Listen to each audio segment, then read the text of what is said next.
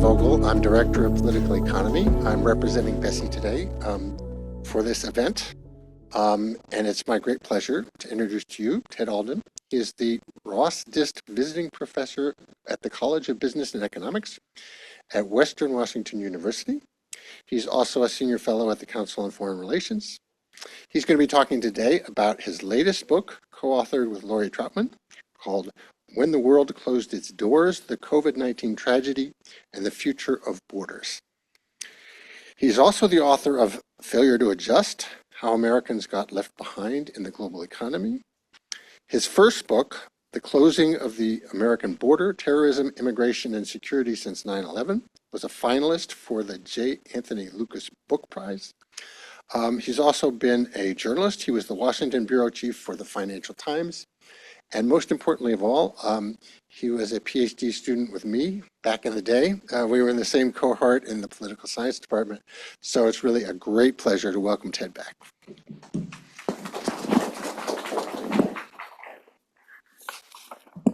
Can everybody hear me clearly? I think this is doing what it's supposed to be doing.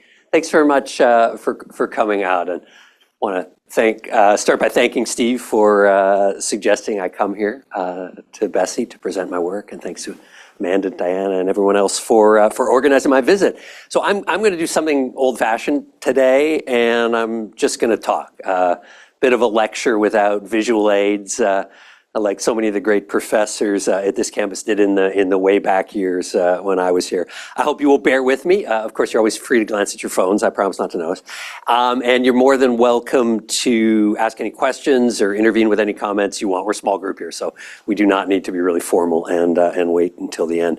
I think this is my third time coming back to speak at Berkeley, I think connected to each of the three books that Steve mentioned, and it always brings back wonderful memories. It was great being a grad student here in the late 1980s. Really a blessing for me to be able to study here.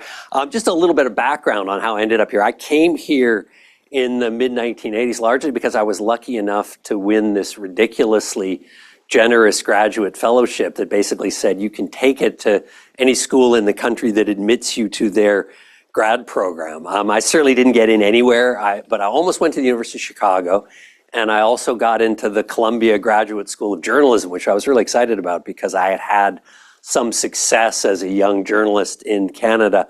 And so I was really thinking that I would go there. But I had just married a lovely young Canadian woman with British parents, and her entire experience of the United States up to that point had been camping with her family in the Pacific Northwest. I was born in upstate New York, but grew up in Vancouver, British Columbia on the west coast of Canada. And it was a pretty safe place to be a kid. So as we talked it over, and more than anything, I thought about it because I don't think she really knew what she would have been getting into. It seemed to me it wouldn't be a great idea to end up on Morningside Heights in New York in the middle of the crack epidemic of the 1980s, or on the south side of Chicago, despite the fact that both are great institutions. I'd been to California several times with my dad, though I don't think I'd actually come to Berkeley before. I'd been in Palo Alto and I'd been in Southern California because he liked to fly these big model airplanes that you could fly in the desert down there. But I was pretty sure that we would be okay at Berkeley. So that was more or less why I ended up here. I think I only kind of dimly understood at the time the intellectual cornucopia into which I was walking. Much of the buzz from the 1960s protests, which did so much to shape this place, were still very much in the air. I mean, Steve, you probably remember this. Some of our professors still hated each other from the 1960s. They'd been on different sides of the Vietnam War, and they had not forgotten. So all of that was very much in the air. And the sheer brilliance of the faculty and my fellow students was exciting and stimulating. I was a kid in a candy store here. I remember vividly my classes in political science here in this building with mentors like Ernie Haas and Ken Waltz and Vinny Agarwal. Thank you for being here, Vinny. But also getting a chance to study political philosophy with Hannah Pitkin, and American politics with Nelson Polsby, and comparative politics with Ken Jowett. I mean, these were all people who were the best scholars in their areas. And honestly, I had a hard time staying put here in what was then known as Barrows Hall. I took classes in European intellectual history with Martin Malia. I was telling my son that I think we had to read a 400 or 500 page book every week for that class. I don't think I've ever read so much in my life as I did here. I took classes in media studies with Todd Gitlin, who had been a leader of the Students for Democratic Society, the student movement in the 1960s, and become a distinguished scholar of media studies. And I fell under the spell of a sociologist named Franz Sherman. Franz was renowned as a China scholar, had written the classic book on communist China in the mid-1960s. I got to know his work because I still think he wrote the greatest book ever on US policy during the Cold War called The Logic of World Power. And he and his wife, Sandy Close, had set up this, I suppose it was sort of left-wing, though Franz and Sandy were never identifiably left-wing, but they'd set up this alternative news agency in San Francisco called Pacific News Service. And so I ended up going over, I had a background as a journalist. I ended up writing a lot of stuff for them, going over to San Francisco all the time. So I spent a lot of time in the city. I think this smorgasbord of choice was the main reason I never managed to settle down and finish my dissertation. There was just too much I didn't want to miss to focus all my energies on a narrow topic. As much as I had stumbled into Berkeley, I then stumbled into the reporting job that would end up shaping the rest of my career. I had gone to DC actually to try to do my dissertation research and was just unhappy and lonely.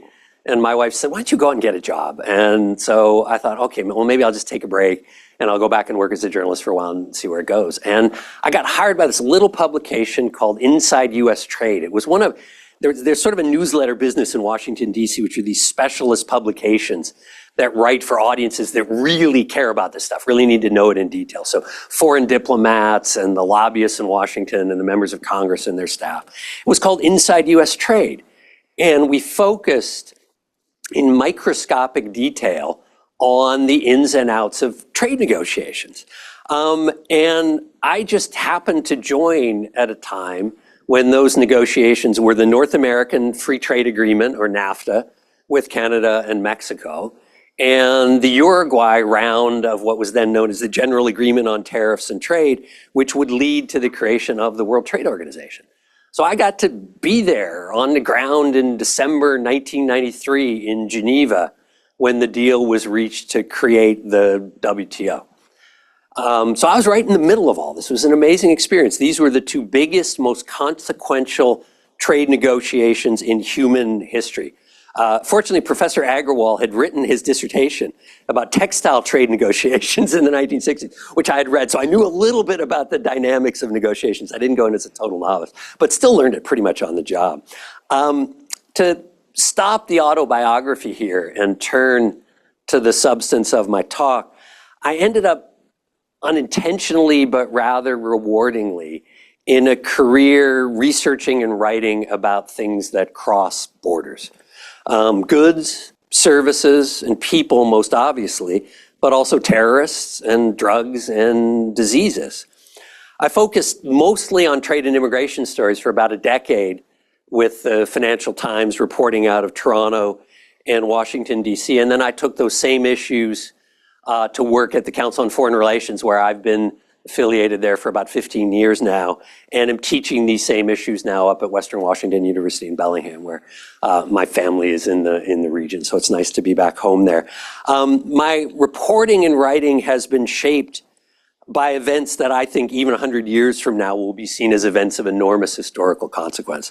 The end of the Cold War in 1989, the creation of the WTO in 1995, China's accession to the WTO in 2001, the 9/11 terrorist attacks. I was in Washington, DC for that. The financial crisis of 2008, 2009, the failure of comprehensive immigration reform in Congress, which I was very much in the middle of as well, in 2013. And then, of course, Donald Trump's election in 2016, largely as a reaction to those same events.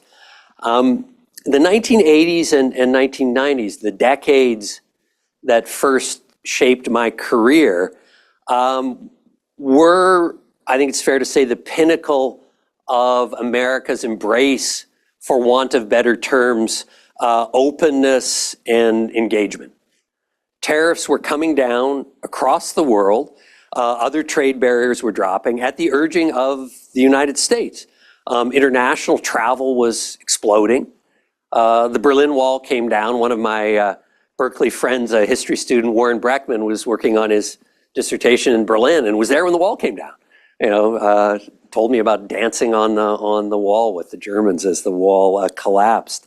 Unauthorized immigration was a rising public concern, but President Reagan in 1986 responded to this by signing legislation that simply legalized several million people who had come to the country illegally or had overstayed their visas, but were otherwise productive, contributing members of American society.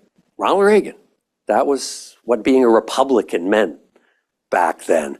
As an aside, I imagine you all noticed President Trump getting very upset and putting 10% tariffs on Canada because the Premier of Ontario had the temerity to run an ad that's basically a long clip of a Ronald Reagan speech on the evils of protectionism.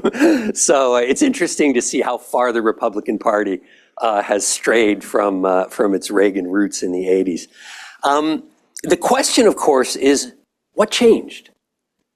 So how did we get from that era of openness and engagement to the current moment where US tariffs are now back up to the Smoot-Hawley levels of the 1930s? The refugee program has been shut down, and we are blocking asylum seekers at the border. We've banned travel to the United States by citizens of 19 countries.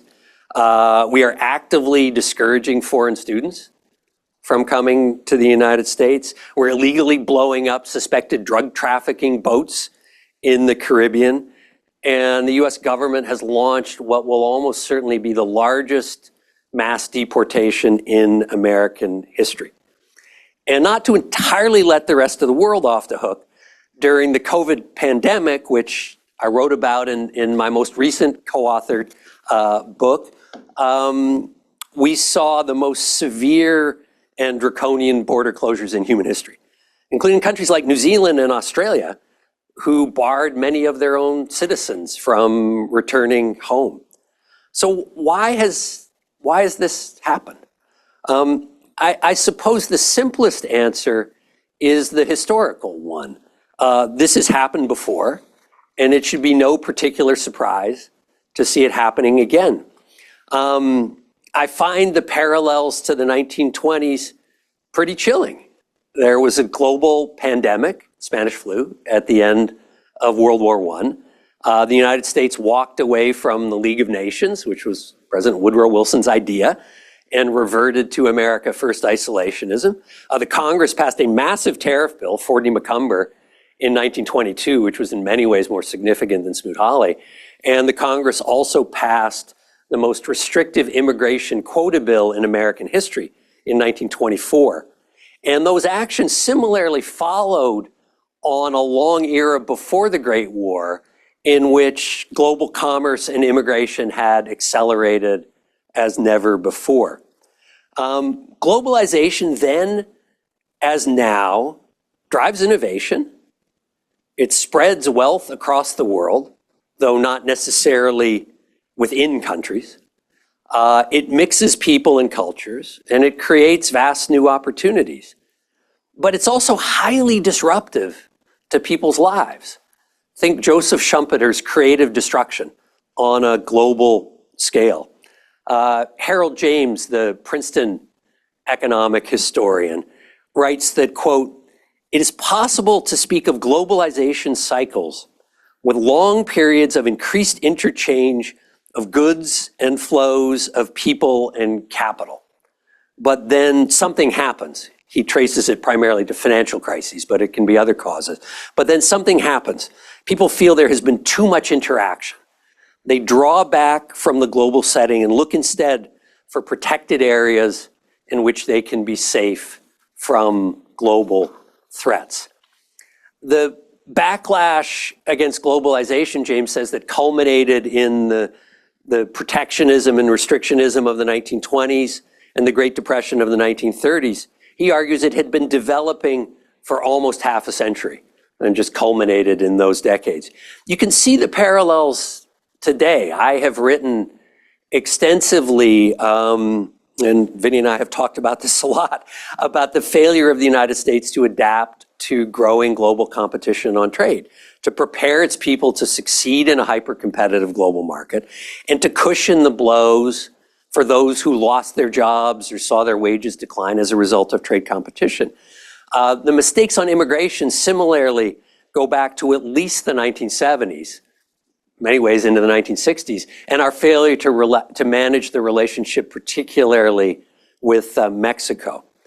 So I suppose, I could just stop here and ask, are we really surprised that the United States is turning inward? It was all quite predictable in many ways. But obviously that's the easy way out. Arguing for historical inevitability is not very satisfying as history. It's not very satisfying as social science. Part of why we all do what we do for a living is to try to learn lessons from history. History is the subject of our research, could be recent history, could be long ago history, but we try to learn from history and encourage better choices through teaching, through research, through writing, and through whatever modest influence our work might have on public policy. My own work has focused on the proximate policy failures that allowed the backlash to globalization to take hold in this country. And to sort of lay out the thesis of my talk here, I would argue that growing trade protectionism, restrictionist immigration policies, the war on drugs at the borders and beyond are largely a response to failures of governance. I'll repeat that, largely a response to failures of governance. When governments don't have, or they fail to use the necessary tools to tackle challenging public policy problems, the easy and unfortunately really popular response is to blame nefarious outside forces and to turn to border restrictions as a panacea response. In my first book, that Professor Vogel was generous enough to mention on the 9/11, the post 9/11 border measures, when the United States did a series of things that made travel to the United States harder. We can talk about it in the questions if we want. I wrote about how policymakers would repeatedly conflate terrorism risks, unauthorized migration, and illegal drugs as somehow related problems of border enforcement. And I wrote in that book, by lumping all three together under the rubric of border security, the realities of all three are distorted. Instead, the debate tends to fall into the simplistic rhetoric of talk show radio and television. If only the United States could truly seal its borders, then all these bad things would be kept out. Border restrictions, be they tariffs or travel bans, are highly costly responses to public policy challenges that could be addressed more effectively with other tools of governance. As Lori Troutman, my co-author, and I write in the new book on the border closures and travel restrictions during COVID, quote, with rare short-term exceptions, rigid border controls should be understood as a failure of governments to deploy more effective and less costly measures to address the problem being faced. The political scientists, Michael Kenwick and Beth Simmons, whose work we drew on in part for this book, made similar arguments in their research on the pandemic. They argue that political leaders during the pandemic could have chosen to internalize the costs, to deal with the problems largely domestically, through contact tracing to try to stem outbreaks, by regulating public gatherings, by mandating masking and other preventative measures, Or they could choose, and this is binary, I mean, a lot of countries did both, of course, or they could choose to externalize those costs by restricting travel and closing borders.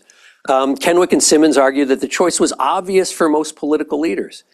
In many countries, including our own, there was public resistance to domestic measures such as masking or testing requirements or forced quarantines for those who were infected.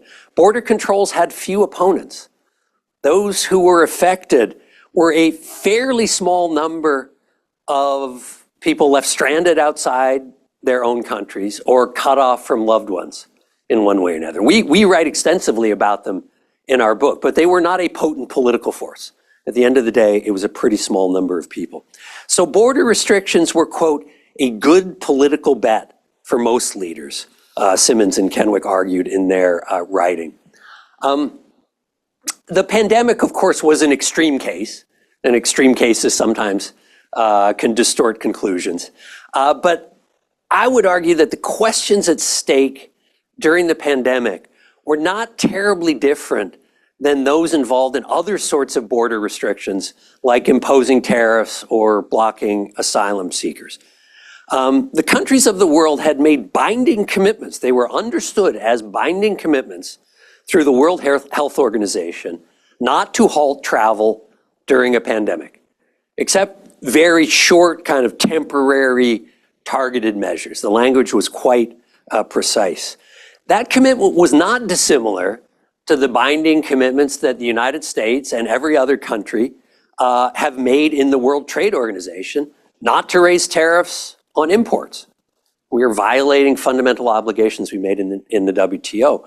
And not that different from pledges made in different international conventions not to block refugees or asylum seekers who are seeking to flee persecution and violence in their home countries. The short version of the pandemic border restrictions that we write about in the book is that there were massive failures of governance from the outset that ended up leading in the direction of border closures. The International Health Regulations of 2007, which was sort of the umbrella document for how the countries of the world were to deal with pandemic outbreaks, it had been painstakingly revised after the SARS outbreak of 2002-03, which was mostly confined to China and Southeast Asia, but actually made it into Canada quite prominently. There was a brief travel ban on Canadians, which infuriated Canada. But the International Health Regulations, renegotiated after SARS, had a basic bargain. Countries would agree to report suspicious disease outbreaks immediately in order to increase the chances of containing any outbreak. And the rest of the world could, funnel scientists and public health officials into the site of the outbreak to try to stem it before it had a chance to extend farther within a country and then globally. And in exchange, other countries would agree not to block travel from the country that reported the outbreak. And the two were connected. Public health officials feared that if countries were threatened with costly travel bans or import restrictions or other punishments, they would be reluctant to let the world know if a dangerous outbreak had occurred in their country.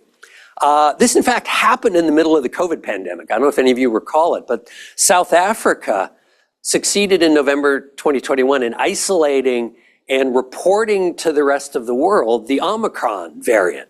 And their scientists looked at it, they said, this is the most contagious COVID variant we've seen. It's going to become the dominant variant. And the response of the United States and many other countries to South Africa's reporting was to impose a new travel ban on South Africa and neighboring states. So much for responsible international citizenship.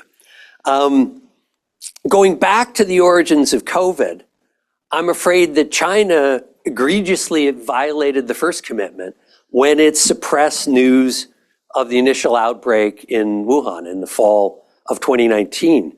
The rest of the world, when we began to learn about this, responded by blocking travelers from China, and eventually, as the virus spread around the world, travelers from all over the world. Most countries in the world imposed travel restrictions of one sort or another. So the origin story of the COVID border closures, as it were, was the breakdown of commitments that the world's nations had made for cooperating to handle diseases with pandemic potential. A clear failure of responsible governance.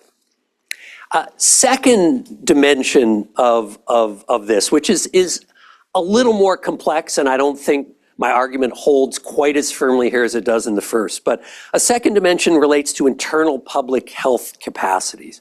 We were mostly looking at the more advanced economies, Europe, Japan, New Zealand, Australia. We included China very much in the book. But in these countries, the degree of border and travel restrictions were roughly correlated to the effectiveness of their public health responses. The most interesting case was South Korea. South Korea was, in our book, a singular success story in the pandemic. It was one of the few countries that never closed its borders. There was a brief period in January of 2019 when they temporarily cut off travel from Hubei province in China, where Wuhan is located. But other than that, South Koreans never blocked travel. You had to quarantine. So if you want to go to South Korea, you were in a quarantine for 2 weeks, though they offered you discounted hotel spaces. So you wouldn't go unless you had a really serious reason, like you were separated from family and loved ones, or your parent was sick and you needed to go back home because they might die before you could get there. So it discouraged anyone without a serious need to travel. But South Korea's contact tracing system was the best in the world. They had a massive outbreak in early February. And in fact, a lot of countries after China, South Korea was the country on which they imposed a travel ban. But they succeeded in stamping it out. I can go into more detail if you want. It's a fascinating story. But they had this very successful public health system. Masks were widely worn. Most public gatherings were allowed in South Korea, not very large ones, but schools continued. They were able to keep life reasonably normal. And South Korea kept its infection and death rates among the lowest in the world. Their outcomes were very similar to many countries in Asia that had much more rigid border closures. To be clear, this was not terribly popular with South Koreans. There was a lot of pressure in South Korea to close the border to China in particular that the government resisted. They said, no, this is part of our obligations that we made. Taiwan was not far behind. Its border restrictions were more severe than South Korea, and they lasted longer, but they adjusted them quite constantly, depending on the state of the outbreak at home. They would ease the restrictions as conditions got better. And they, again, had a very effective contact tracing system that was quite good at stamping out outbreaks when they occurred. If we look at Europe, there were some initial national level border closures. Remember, Europe has free travel. The Schengen Agreement within the European Union. People are supposed to be able to move freely across Europe. The outbreak of the pandemic, that changed for a while. Germany cut off Poland and France cut off other countries. But pretty quickly, the Commission brought the nation states together and said, look, we need to be able to reestablish internal travel. And they came up with a system for adjusting travel restrictions depending on the severity of the outbreaks in different parts of Europe. The story is more complex than that. We did a lot of really interesting reporting along the border between Norway and Sweden, which was fascinating. These were two countries that literally had never closed their border to each other. And Sweden had taken a much more relaxed approach to the pandemic, thinking that they needed to develop a kind of herd immunity and resisting lockdowns. Norway took a much harder approach, and Norway actually shut its border with Sweden for many months during the pandemic. The scars, we were there a year and a half later, the scars were still pretty visible because those people on the border basically thought of themselves as more or less part of the same country. You could work freely in either country, and there were a lot of families that straddled the borders. But the Norwegian police literally had set up on the border. And if you crossed, they'd fine you $1,200. And so it was a serious closure. But generally speaking, travel remained much freer in Europe, certainly than in Asia and in North America. And Europe's infection and death rates from COVID were about half of what they were here in the United States, largely because of more effective public health interventions. At the other extreme for the wealthier countries were Australia and New Zealand. Japan kind of fits in there too, but I'll talk about Australia and New Zealand. Australia's public health system had been eroded over many years. And despite initial reluctance, it actually ended up implementing one of the hardest border closures in the world. Returns even by citizens. So think what being a citizen means, right? If being a citizen means anything, it means your right to go home when you want to go home, to go back to your country. And Australia said, no, we can't risk too many citizens coming back. So they set up a hotel quarantine system that carefully rationed the returns even of their own citizens. So it could take many months and in some cases years for Australia, I mean, not multiple years, but over a year for Australians to return back to their country. And during the outbreak of the Delta variant in India, which you may recall was the most deadly of the different COVID variants, Australia briefly barred any of its citizens who had been in India during the outbreak from coming home. Like a legal bar, not just a sort of de facto rationing, a legal bar on its citizens coming home.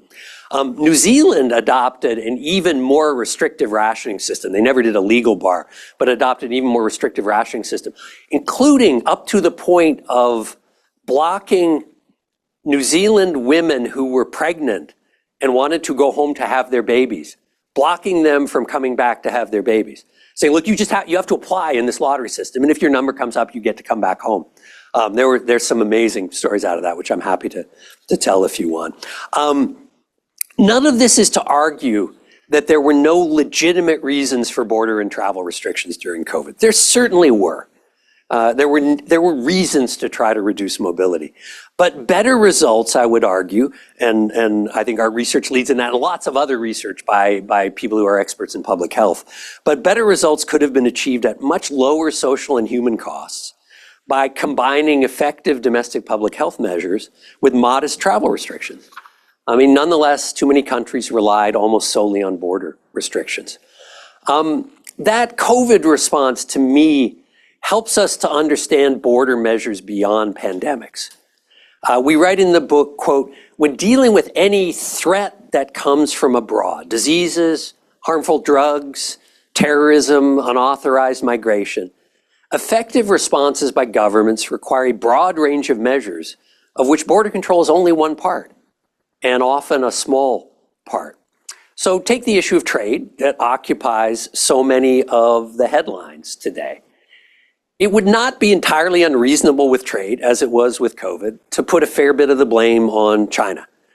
Despite the sweeping commitments that China made, and they were sweeping, commitments it made when it joined the WTO in 2001, China has behaved in ways that are simply incompatible with the global trading system as it was established after the Second World War. China's approach to trade has been relentlessly mercantilist, heavily subsidizing sector after sector, and that's led to massive overproduction that then is dumped into global markets. But the US response was also wholly inadequate. I mean, repeatedly in the 2000s, for example, the US government refused to use tools it had negotiated that would allow it to temporarily bar Chinese imports when there was a surge of imports that threatened to drive particular companies out of business here in the United States.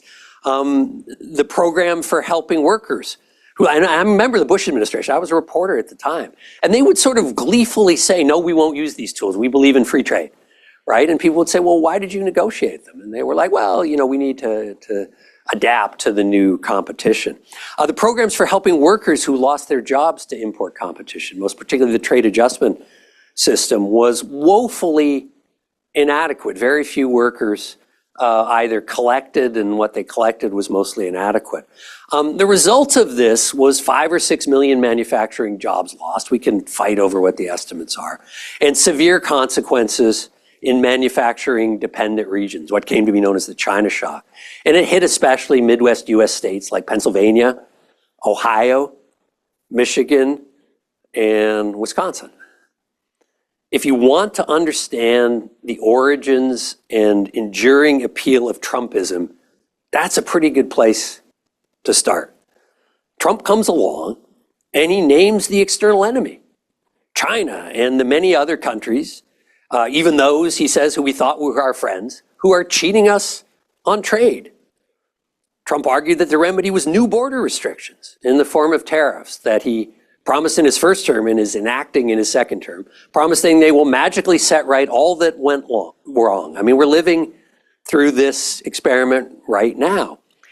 It is noteworthy that in many parts of Europe and in Canada and other places which face similar competition from Chinese imports, trade remains broadly popular, largely because stronger social safety nets in those countries have helped manage the costs of adjustment to new competition. The story on immigration, I would argue, actually follows a similar pattern.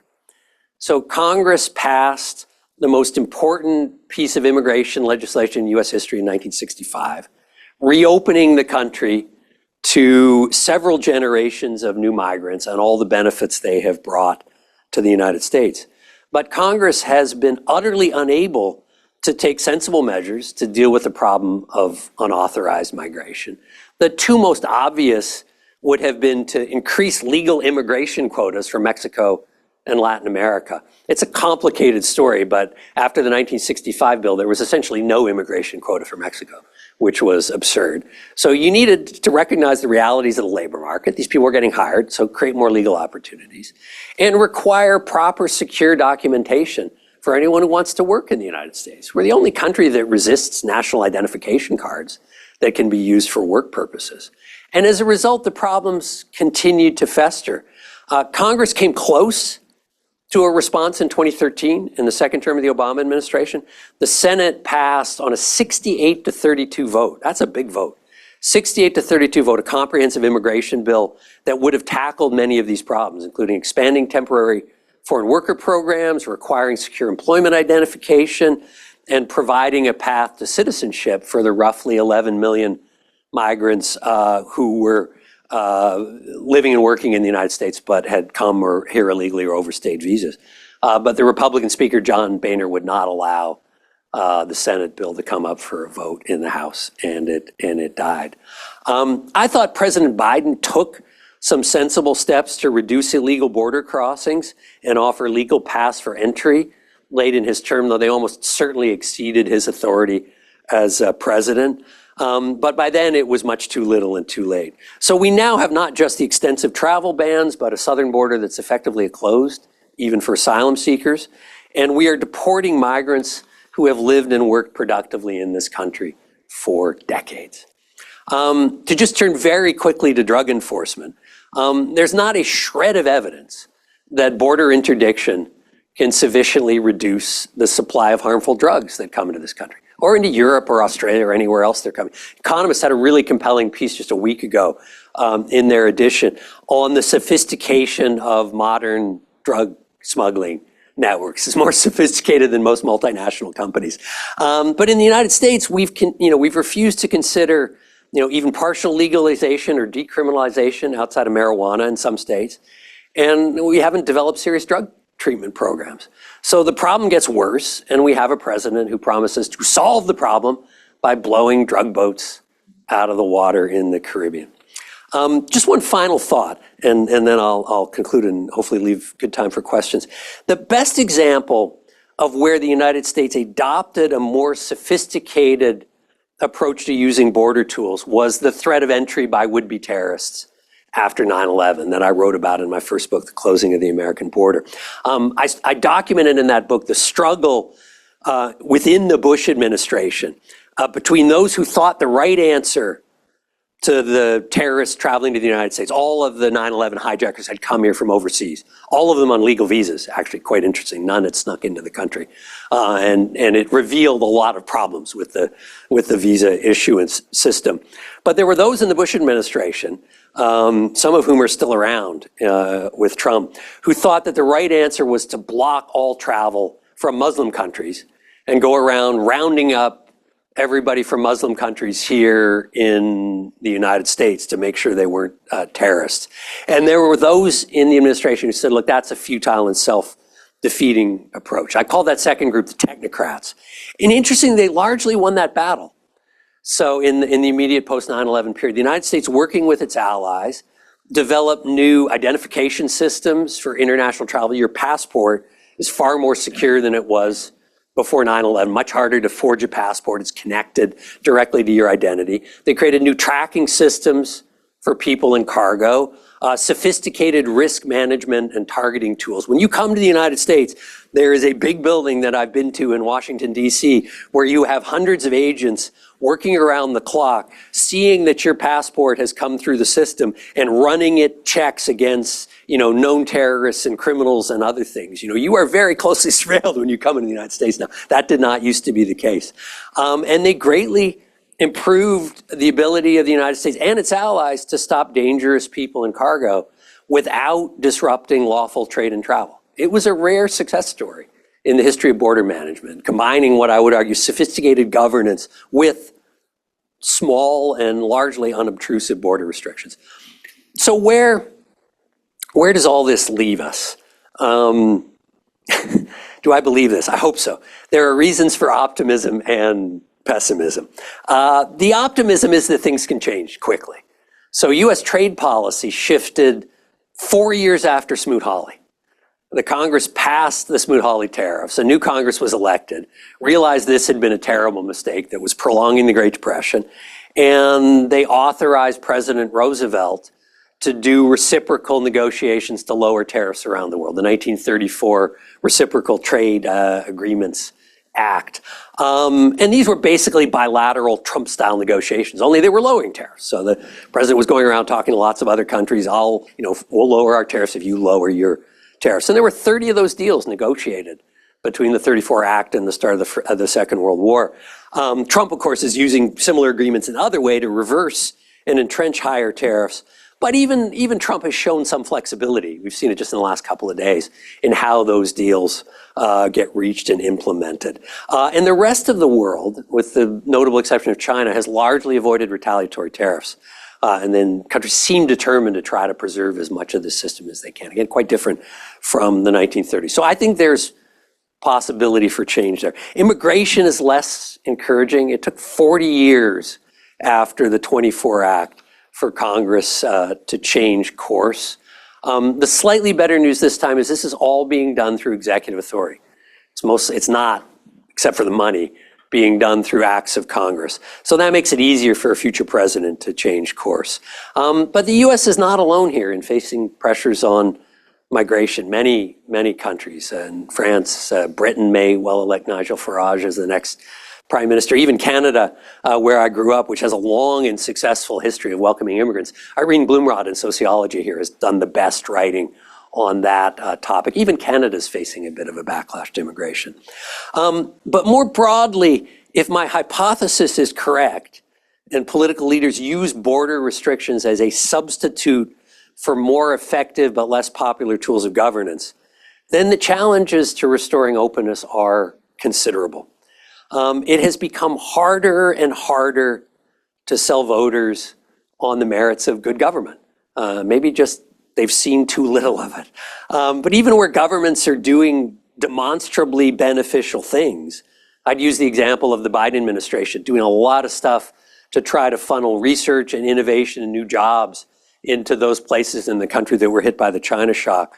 It's difficult to persuade voters. None of the voters in those places gave the Biden administration any credit for the things it was trying to do. Governing is complex. It's hard to explain. And the line between even good government decisions and improvements in people's lives is crooked at best. I mean, try running another political campaign now on the merits of comprehensive immigration reform. I mean, we really do need comprehensive immigration reform to solve the problem, but it's politically unsaleable. The final chapter in our book is based largely on interviews with Dr. Martin Cetron. And Marty was the head of global migration and quarantine for the Centers for Disease Control for a quarter century. Basically, he was the guy in charge of deciding whether to close US borders during a pandemic. He had led the US response to the Ebola outbreak in Africa, Central Africa in 2014, and had resisted considerable public pressure to close the borders to Africans during that outbreak.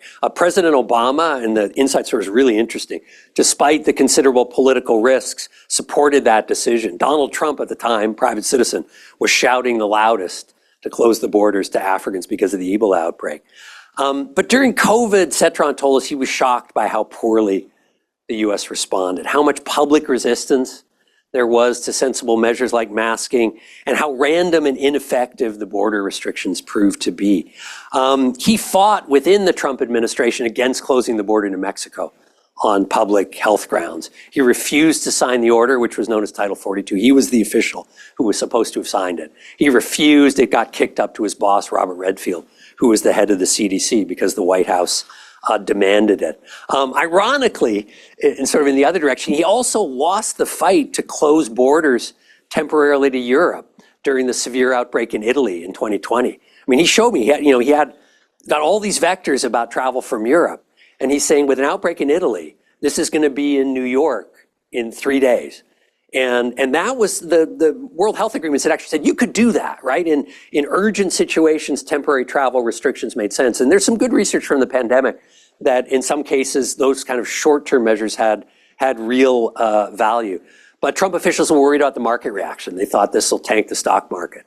And they fought against him, didn't do it until about a month later when it was far too late. All of the New York cases, which was one of the worst early outbreaks, that was all seeded by travelers coming from Europe. By the end of the pandemic, when we interviewed Marty, he warned us that the distrust that was bred during COVID would almost certainly leave the US even less prepared for the next pandemic. And that was before Robert Kennedy took a hatchet to the CDC. Just to conclude, the challenges of rebuilding public trust in effective government and dissuading voters from supporting oversimplistic and usually ineffective responses like border restrictions are going to be enormous. I think, candidly, it could take decades. It will require rebuilding little by little trust in what we have learned from science, what we've learned from social science, what we've learned from history, that closing doors to trade, to people, to ideas, to cooperation with other nations leaves us poorer and less resilient. The great civilizations of the world have flourished in openness and decayed in closure. And if we want to avoid simply repeating the worst mistakes of history, we need to relearn that lesson. However immodest, I hope those of us who are lucky enough to be connected with a great institution like this can do our part, because the task is an urgent one. So thanks so much. I'm happy to take any questions, comments, criticisms, whatever you want to lay out there. Thank you all.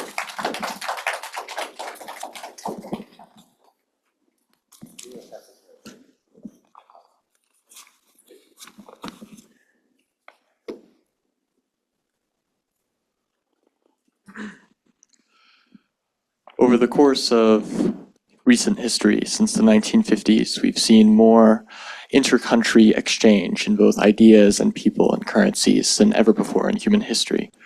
Do you see in the very far future, a few centuries from now, an end to the Westminster system of nation states and the beginning of some sort of global system?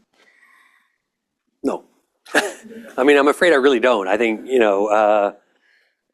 there are no examples from history of that kind of supranational organization. I think the bigger risk is a descent back into tribalism, right? I mean, that's, more or less what happened after the collapse of Rome. I'm not a historian of ancient Rome, but I think the more likely direction is devolution, unfortunately. The more interesting question is, can we, and that's what I studied with Ernie Haas here, right? He was the great scholar, and there were others, but I was lucky enough to get to study with him, the great scholar of the building of international institutions. So I don't think the question is, are we going to see, some kind of global government? The question is, do nations come to see it in their interests to cooperate on ever larger scale?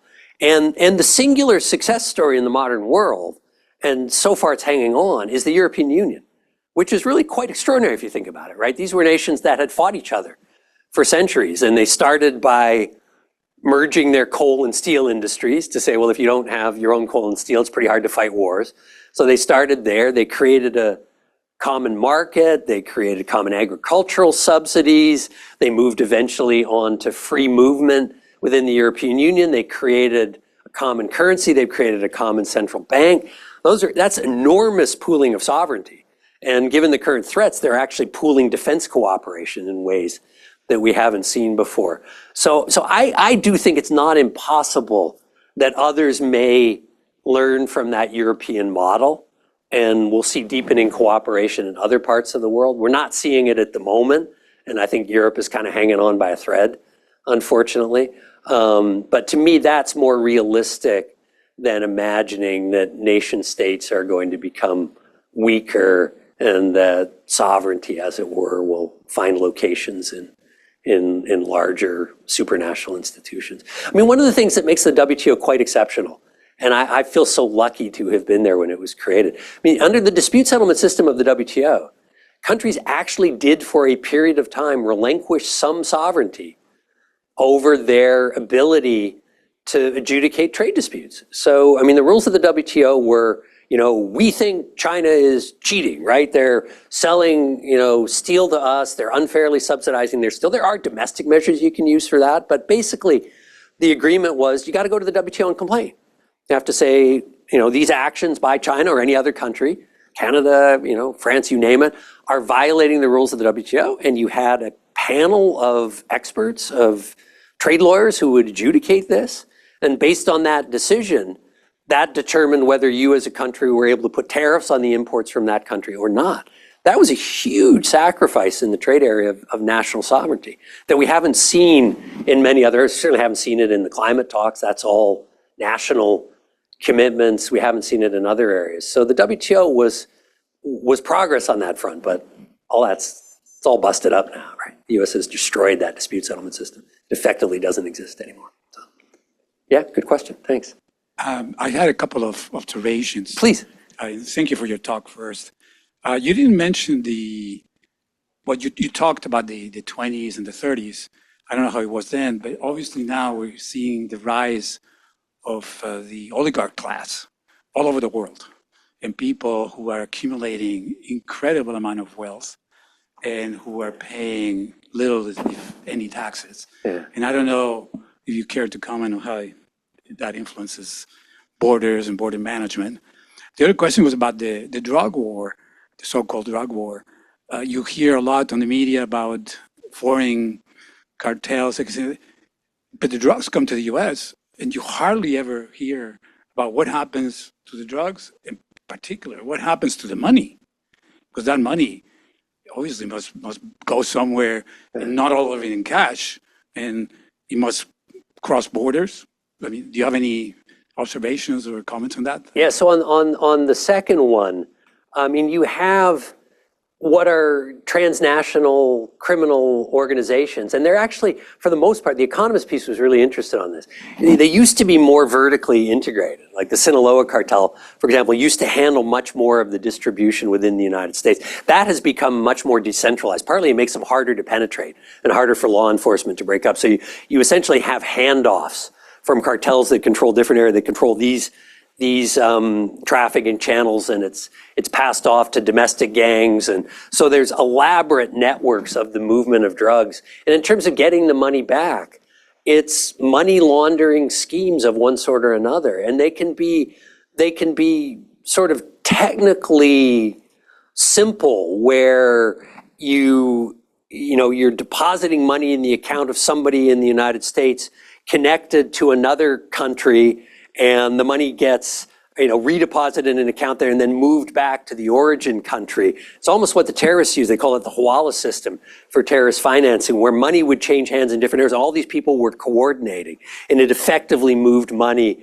from the cash that was earned for drug sales in the United States or somewhere else back to the origin countries. And there are other more technically sophisticated ways. So it's massive money laundering operations that move money back. Some of it gets reinvested. So some of it, the cartels are investing in legitimate or not legitimate businesses here in the United States and in other places. Your first question is a great one that I must admit I haven't thought about. And now that you've asked it, I need to think about it more, because one of the consequences certainly of globalization is a concentration of wealth at the top. So it rewards scale in a variety of ways. It's spread wealth globally. There are more countries that are wealthier than before, but within countries, a smaller tranche is skimming off more and more of the wealth. And those people have a different set of interests. One of them is tax evasion, for example, or at least avoidance, if you want to be polite about it, tax avoidance. And so it's one of the reasons I think we have a crisis of governance. It's hard to finance our government because there are lots of ways for the wealthiest people to avoid paying taxes, and that's a transnational enterprise. They do that in a variety of different ways. I certainly have studied in more detail how corporations do this. the very clever ways, for instance, in which the pharmaceutical companies do not pay taxes, right? They use Ireland as a business location. They use Cayman Islands for a post office box, and they avoid paying taxes. So I suspect I think your question's right. I think modern globalization and the rise of oligarchic wealth are connected. I just don't have a really good answer as to exactly how. So I'm going to think about it more. And if you know of good resources, let me know, because it's a really interesting question. So thank you. Yeah, Vinny. So I agree with a lot of what you said about the lack of domestic governance, domestic adjustment, which leads to this obsession with controlling borders.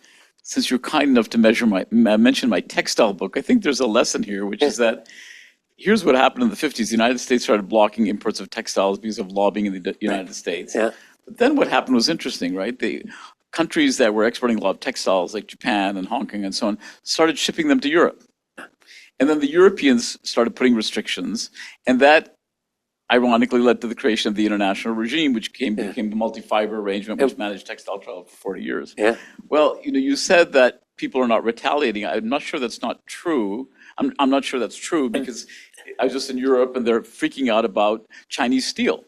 Yeah, they're retaliating against China. And Yeah. they want to put a 50% tariff on Yeah. steel, as you know. Yeah. They freaked out about EVs. When I gave a talk last year in France, they said, oh, you Americans are so protectionist. And I said, let's see how long that lasts. And the point I'm making is that if you have a country like China, which is very dominant in the world economy, and it starts shipping to the United States, and one of their major markets, as one U.S. trade negotiator say, we are not the market of only resort, right? And so you ship to the United States, U.S. blocks its imports, which Trump is doing. Well, it's going to be diverted to India, it's going to be diverted to Brazil, to a lot of these countries. And so the negative story would be that, okay, we're going to end up into a world of the 1930s, everybody's going to be protecting. The slightly positive story, which I'm not sure I believe, but the one in the textile story, is that everybody realizes the externalization of trade protection leads to a need to cooperate, and you end up essentially with what you had in textiles, a market sharing arrangement, which is anathema to economists, but actually is probably somewhat realistic in this particular situation, given that there's so much overcapacity in several sectors. So I'm interested in your thoughts on that. It's a great question. I probably agree with you that I think the first outcome there is the more likely of the two, that we do begin to see this kind of escalation. When I said there hadn't been much retaliation, I meant directly against the U.S. tariffs. The Canadians have a bit. There's been a bit others, but mostly countries haven't been retaliating directly. But you're right, you're starting to see this third country thing. The Mexicans have recently put new tariffs on EVs. So you are starting to see those kinds of knock-on effects that I think could lead in that 1930s direction. I mean, the scenario you're laying out there is that at some point in this, as various different countries retaliate, there'll be enough collective wisdom to look at the problem and say, maybe we need a negotiation to figure our way out of this. I don't see that happening in the next 3 years. I think the Trump administration is absolutely allergic to that. I think they have no interest in that at all. And even if they did, it's hard. Like the best example that you're familiar with, I think, is the multilateral steel negotiations. So steel is a sector that has been hugely over-subsidized for decades. And there was an awareness all around the world. Like steel is the classic industry where, countries would put up their own restrictions and the steel would go somewhere else and other countries would put up restrictions. And beginning in the 1970s, they sat down and said, we need a multilateral steel arrangement, which will restrict the levels of subsidies to steel producers. We'll put some rules in place for when protection can happen. And the talks went off and on a dozen years, I think. I don't know exactly how long. And they never came to fruition. They simply couldn't work out a deal that was acceptable given the variety of producer interests. The thing about the GATT WTO system that was unique, and you and I were talking about future trade arrangements, the thing that made the GATT WTO system work was trade-offs in different sectors, right? So if you're just talking steel, it's kind of zero sum, right? Steel you make, we're not making. Steel you export, we're not exporting. But the brilliance of the GATT system, and it was why the quota system eventually went away from textiles, was countries had different interests. Like the basic bargain in the Uruguay round was the United States and Europe agreed to get rid of the quota system for textiles. I mean, it literally used to be they would sit down. I'd talk to textile negotiator, over, this many million pairs of women's underwear of a certain category could come in every year. Like it was totally quota control. And the developing countries hated this. And they said they want rid of it. And the Americans basically said, well, what we want in exchange is intellectual property protection around the world. We want to protect our industries of the future. It's an oversimplified version, but in these rounds, different countries had different industries and you could trade off sectors. And that's how you could get these big agreements. I think within single sectors, it's harder. So I don't know if you could get an EV agreement, for example. I just think the interests of the participants are so potentially at odds with each other. So I guess I'm not very optimistic of a multi-fiber arrangement kind of outcome from all of this. So, but great question. So fantastic talk. So you started by kind of asking like what changed, and your initial answer was that there were like a failure of governance, so policy failures. So I wanted to ask how you connect policy failures to kind of like partisan politics, right? In other words, to what extent could it also be viewed as political failures specifically by the Democratic Party and political successes by the Republicans? So it's interesting. So thinking about some of these different areas, I think the failures were not partisan initially, in the sense of there's political advantage in, torpedoing this piece of legislation or that piece of legislation. So if I go back and I look, take immigration reform, for example, the final failure was in 2013-14, but there was a big effort in the second term of the Bush administration in 06, 07, and that one was torpedoed almost purely on interest grounds, right? The big opponents at the time, interestingly, were the labor unions. They didn't want the expansion of temporary foreign worker programs. Senator Obama voted against the 06, 07 comprehensive immigration reform because he was persuaded by the labor unions that larger temporary foreign worker programs were a bad idea. When they went back to it during Obama's term, the AFL-CIO actually sat down and negotiated with the Chamber of Commerce, and they came up with an agreement they could both support. But it was really interest politics that killed that. And the same was true with trade for a long time, right? The fights were really interest-based fights. Who were going to be the winners and losers? So, with NAFTA, you had the labor unions who worried about manufacturing, not unrealistically, fighting. But there were others, like the Florida growers of seasonal fruits and vegetables. They hated NAFTA because they thought, okay, there's all this, winter produce is going to come in from Mexico. And there were other interests. And the fights, and I covered these in detail, the fights were all interest-based fights. It wasn't really until later that it began to hive off in a clearly partisan way, partly because the parties were divided, right? I mean, Bill Clinton supported NAFTA and most of his party opposed it. The Republicans were the free trade party for a long time until Trump's influence. So I think, and the same was true for immigration. George Bush was a very, very pro-immigration president. I worked on a big project with his brother, Jeb. I mean, Jeb's married to a Mexican woman. He's as pro-immigrant as anybody I know. So the Republican Party, and you could say, well, that was just business interests and they wanted cheap labor for business. And there was an element of that. But I think, at a real kind of gut level, the Bushes were pro-immigration. So what we've seen as a sort of partisan divide now is a more recent thing, I think. So I don't think partisanship was the origins of the failure. I would actually argue that it was more irresponsible interest group politics.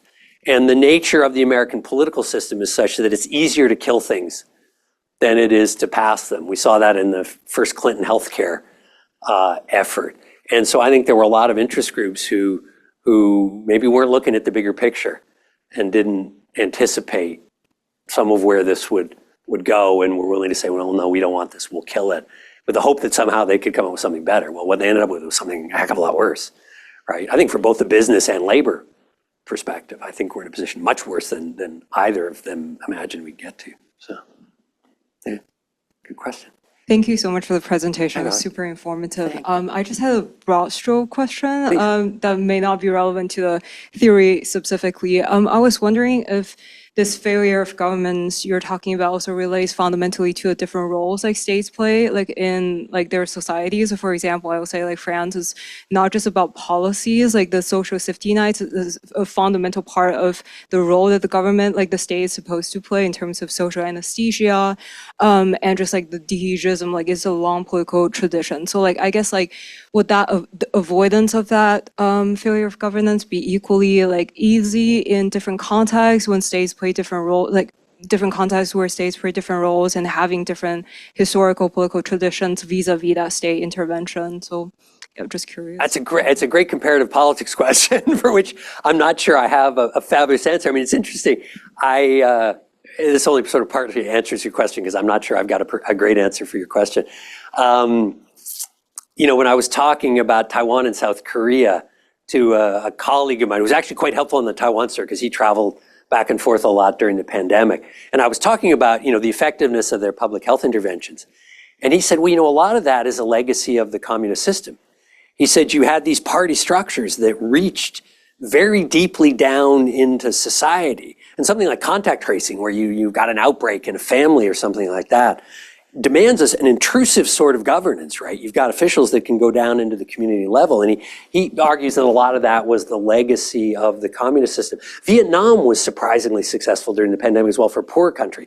Did a really, really good job at this sort of stuff. So that would sort of argue, you know, for a particular kind of state intervention being effective. And I think it was in the pandemic. I'm not sure I have an answer for your broader question because France's governance problems are at least as big as ours right now. You know, they have not been able to do, you know, I argued some of the fixes on immigration were simple and they weren't done. France can't raise their retirement age, right?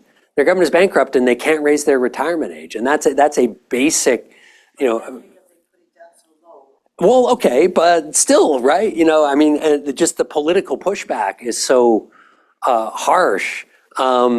So France doesn't necessarily have this figured out either. But I guess, you know, one of my takeaways from Berkeley, from my Berkeley studies, was that complex societies demand strong states. And we don't particularly like a strong state here in the United States, except for sort of defense foreign policy purposes. We like a weak state. And I don't think weak states are all that effective given the growing complexity of the modern world. And then we could get into a much larger debate of which you guys, I think, could give me a much better response about what's the nature of a strong state and what does that mean and what are the components of it. But, you know, I think the US state has become weaker and weaker. And I think it's going to weaken more as a result of what Trump's doing, right? We're seeing a delegitimation of the federal government in many respects. And I think that will just make the problems harder to solve. So not a great answer, but the best one I can give. So. Hi, my name is Celia. I wanted to ask what you think the solution is, because I think you presented like a really good argument of what the issue here is, which is that like border restriction is often used by politicians as an alternative to actual meaningful change. But I feel like there's like two different like consequences of that, which are one, like in-state like issues are oftentimes ignored, and what's currently happening right now, which is like immigrant groups are being like scapegoated, which often happens. And as I mean, let's be honest, what's happening? They're getting swept off the streets. By masked goons, right? Oh yeah. That's not just scapegoated, right? It's pretty scary stuff. Yeah. So I guess like what do you think like the answer to both of these solutions to both of these issues are? Like, is the answer like reintegration and cooperation with other countries, or is it a renewed like focus or meaningful transformation of like the overall like U.S. politics and like restructuring of that? You know, so I'm getting late in my career, and I basically took this last summer off because I'm so depressed about what's going on in the world, and I'm depressed exactly because I don't have a very good answer for your question, right? For, you know, the whole of the more sort of active political part of my career. So I was a journalist. A journalist, you just write about stuff. And I write about stuff and I try to understand it. But then after I joined the Council on Foreign Relations, you are trying to play a constructive policy role. I mean, I testified to Congress half a dozen times on comprehensive immigration reform in different areas. We used the council to convene meetings to try to bring, I did a big group that involved government officials on reform of visa policy. And the approach there and everything was there are sensible middle ground solutions. There are places that Republicans and Democrats can come together. You need to do rational analysis of the cause and effects of different kind of policies, try to learn from history. And that was what I did. But nobody's paying attention to that anymore, right? So I don't actually have a good answer. I think I can provide lots of evidence, and lots of other people can provide lots of evidence that these border measures are not effective, that they harm a whole lot of people, that they will do massive long-term damage to the United States. I mean, the $100,000 fee on H-1Bs, I would have been okay with an auction, but a straight $100,000 fee, I think is going to have incredibly negative consequences. I mean, even more than that, just the decline in travel to the United States, foreign students who don't come here. I think we're going to pay a big price for all this stuff, and I can make lots of what I think are pretty sophisticated arguments as to why. But at the moment, there really isn't an audience for them among the people who can do something about it. So, I don't know. I'm all ears, actually. I mean, I really, quite seriously, am all ears. If people have good ideas, if there's reframing that's not being done, if there's ways that these arguments have been made. I mean, on immigration, for instance, a lot of the arguments tend to be in economic terms. Look at all the economic benefits that immigrants have brought. 50% of Silicon Valley companies were founded by immigrants. You can come up with all sorts of great numbers. People like Giovanni Perri at UC Davis are great on this, or Michael Clements or others. But nobody's listening now. So, I don't know. I don't have a good answer. I'm sorry, I wish I did. If you do, let me know, because I need a good answer for because I want to do stuff to try to help, and I think you all do. But I don't actually have a good answer to that question. So, boy, that's a depressing tone to end on. Can somebody ask? And I also don't want to do the trite, you guys are a new generation, you'll figure it all out, right? That to me, that's just like walking away. We don't get to leave you with a big mess and then walk away and say, oh, you guys figure it out, right? So, we have time for about one or two more. but I'm also happy to go watch the baseball game or enjoy the nice afternoon. So, so no obligation. My son there is eager to go watch the baseball game, I can tell. It's recorded? Okay, good.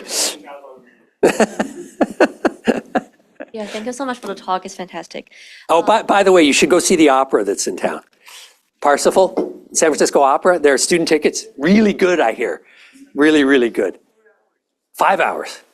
5 hours. And he's only on the stage for 2 hours of it. So just go for those 2 hours. Sorry, go ahead, please. Just following up on the questions on like H-1B. I'm really wondering if you know like any about the rationale behind like restricting or the H-1B for like especially for like high tech or like jobs that requires like I don't know, more like technological knowledge, because by restricting all those like H-1B access or like OPT access to foreign students, like Chinese, who probably would like much more willing to stay in the United States because they have higher wages here. However, by restricting the H-1B, they have to go back to China or other places. Like, what's the rationale behind that for like potentially like losing all those people who potentially could contribute a lot to either to United States economy or like technological development, and make them go back to China and then contribute to Chinese like tech power? Like, what do you think is the rationale behind Trump administration for doing that? Yeah, so I'll explain it to you. Doesn't mean I agree with any of it, but I'll explain to you their thinking. I mean, the main thinking, and the architect of all this is Stephen Miller, who is the most important person in the US government right now by far. Stephen Miller's belief, and it fits with trade and immigration, is that foreign competition steals jobs and opportunities from American workers. If these companies can go and hire foreign talent to do these jobs, then they're not going to hire Americans, and maybe the American schools won't train enough Americans. You guys are, I apologize, stealing places. Maybe you were all born and raised here. So if not, I apologize. But foreign students are stealing places from American students, right? They're coming here. We should be Americans. We should give these jobs to Americans. We should educate Americans, they should get the jobs. Now, all of the research, Clemens and Perry and everybody else who are experts on this, say the facts don't fit that, right? If you actually look at the net effect of immigration, it expands the job pie. Companies expand. There are more jobs created. There are more opportunities for native born is the language in the economics literature. So that argument is wrong, but Stephen Miller firmly believes it. He tried really hard in the first term to do this, didn't get as far as he wanted. Pushback from Trump's business friends and others, and they never quite focused on it. And in the second term, he's much more powerful. So he's the architect of all this, and that's the belief. The more interesting recent piece is, and I find this fascinating, Trump is like an 17th or 18th century monarch, right? That the wealth of the king is what matters to the country. He talks about the tariff revenue as sort of receipts to his treasury, his government. And he's in fact in the process of setting up an immigration system that is going to sell immigration, right? There's going to be $1 million cards for anybody who, I forget what the terms are. You guys can look it up, and maybe if someone wants to look it up for me, but it's $1 million and you get to come in and you have to do something. It's not, oh no, you have, no, it's literally just, brain freeze. It's literally just paying $1 million to the US government, and then you can come in and immigrate. So you can jump to the head of the line by paying $1 million to the US Treasury. If you pay $5 million to the US Treasury, and they haven't quite got this one out yet, but they're going to, you not only get to come, you get to be free of US taxes for, I think it's 2 years or something after your arrival. Trump loves this stuff.